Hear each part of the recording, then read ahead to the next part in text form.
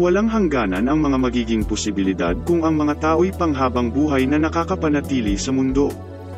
Hindi nauubos na oras para sa mga mahal sa buhay. Pagkakataong magpakadalubhasa sa iba't ibang mga larangan. Panahon para mapuntahan ang bawat sulok ng buong mundo kahit ilan daang taon pa ang makalipas. Ilan lang ang mga ito sa tila hindi matatapos na listahan na posibleng makamit ng sangkatauhan. Pero isa na siguro sa pinakamakabuluhay kung ang lahat ng tao sa mundo'y immortal, hindi na kinakailangang gumastos at mamroblema ng lipunan para sa pangangalaga ng kalusugan at may pagkakataon na rin ang bawat isa na maitama ang lahat ng kanilang pagkakamali sa buhay. Ito ba'y kathang-isip lang o malapit ng makamtan ng mga tao?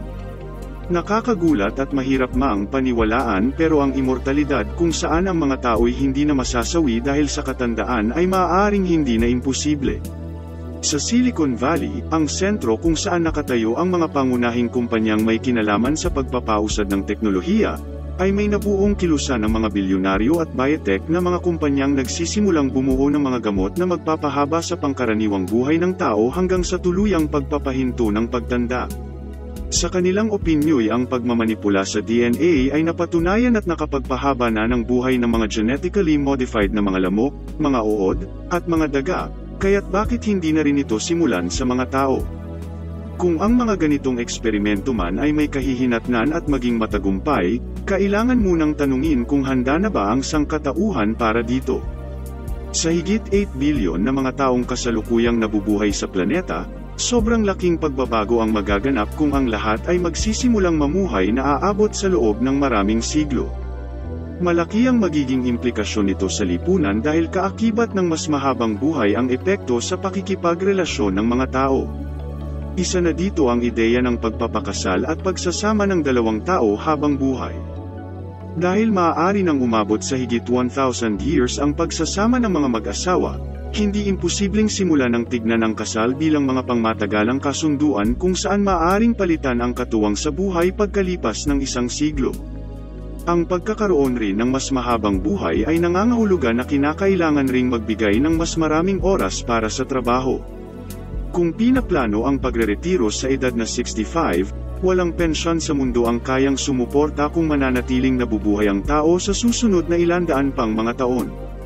Pero kung tutuusin ay parehong biyaya at sumpa ang ibibigay ng mas mahabang pagtatrabaho ng mga tao sa iba't ibang mga larangan. Sa dami ng mga skilled workers na nananatili sa trabaho, ang ekonomiya ng mundo'y uusbong sa pinakamataas nitong antas. Ngunit sa kabilang banda, ang pananatili ng mga tao sa kanilang posisyon sa loob ng ilandaang taon ay hindi makakapagbigay puwang para sa mga mas nakakabatang naghahanap rin ng trabaho. Ang ganitong sitwasyon ay magiging malaking problema para sa pag-unlad ng lipunan. Isa ng halimbawa nito ay kung ang mga namumuno sa mundo'y kagaya ng mga pinuno noong unang panahon, hindi uusad ang sangkatauhan sa mga kaparehong problemang hinarap nito dati gaya ng diskriminasyon sa iba't ibang mga parte ng mundo. Kung maging maswerte naman ang mga tao at magkaroon ng maayos at maasahang pamahalaan, ano ang posibleng pakiramdam ng pagkakaroon ng immortalidad para sa isang individual? Kung alam ng lahat na tila hindi nauubos na panahon ang sasalubong sa kanila, posible bang tanggalin nito ang malaking parte kung bakit espesyal ang bawat araw na dumadaan?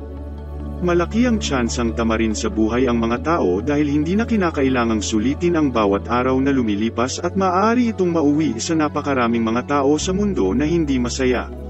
Isa pa, kakayanin ba ng planeta ang hindi nauubos na populasyon ng mga tao? Dahil hindi naman sasabay sa paglaki ang sukat ng mundo, mas lalo lang itong sisikip para sa lahat. Ngayon pa lang ay meron ng problema sa labis na populasyon ang sangkatauhan at kung dadagdag pa dito ang hindi nababawasan na bilang ng mga nilalang, siguradong napakabilis nitong sisimutin ang lahat ng pangangailangan ng mga tao para mabuhay.